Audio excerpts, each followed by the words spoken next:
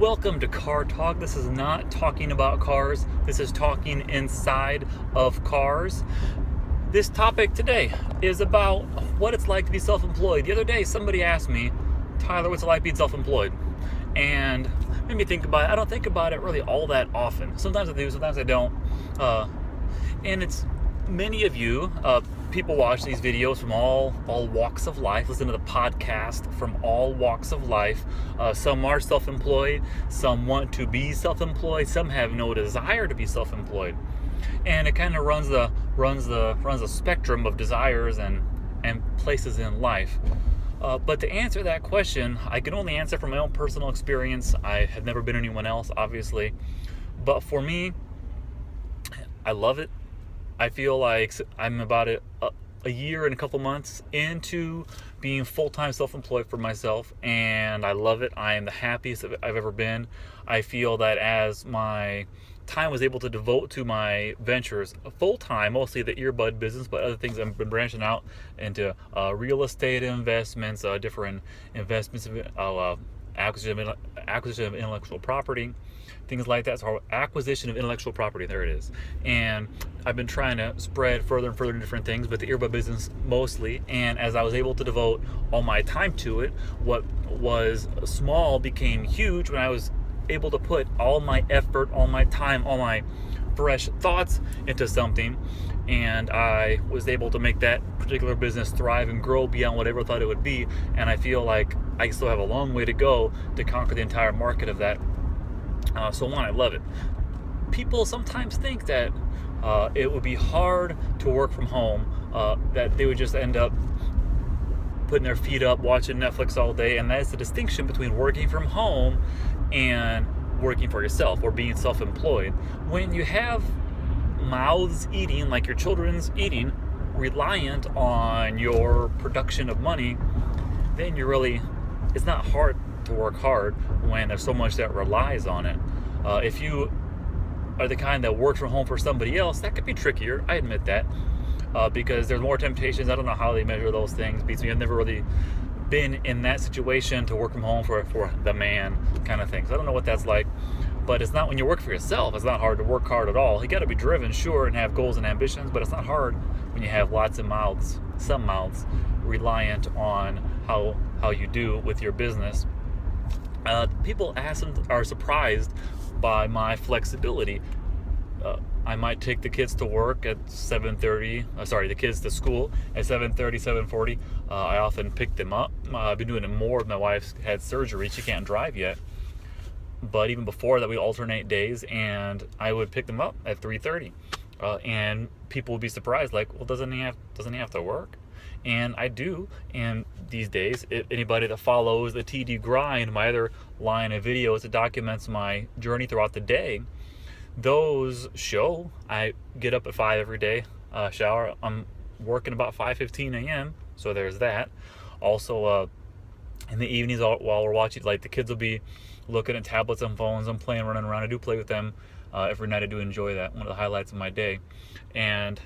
But I'll be doing stuff on my phone, answering DMs, tweets, emails, things like that. I do that on my phone from the couch, so I do that in the evening. A lot of people don't have that kind of lifestyle, where they might clock out at night. They might not. But I have to do that. It's not so much that I have to, but I do. It's just how I'm wired. And is my desire to outwork everybody around me, and I figured that would help. I'll think, outwork, succeed, trademark.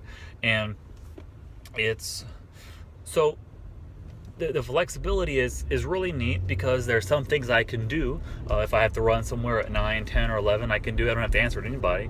I put the phones on the short ring, pick up for the machine, and then I go.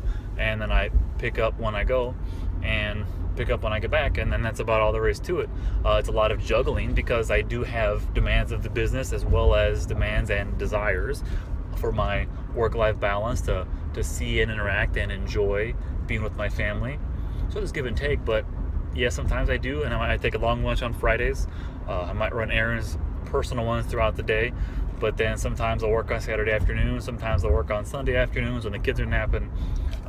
Like I said, my phone uploading, posting, answering things. I do that in the evenings, pretty much every night while we're watching TV.